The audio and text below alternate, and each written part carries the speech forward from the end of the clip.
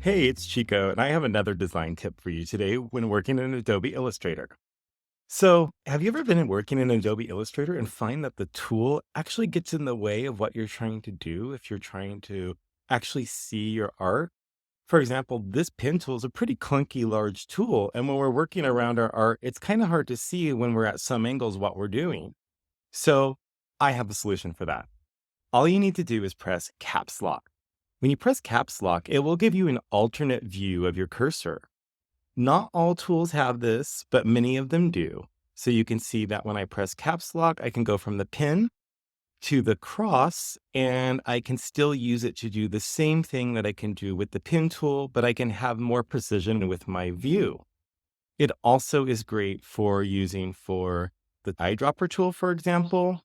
If you press Caps Lock, you'll get a target view for the eyedropper rather than the dropper view.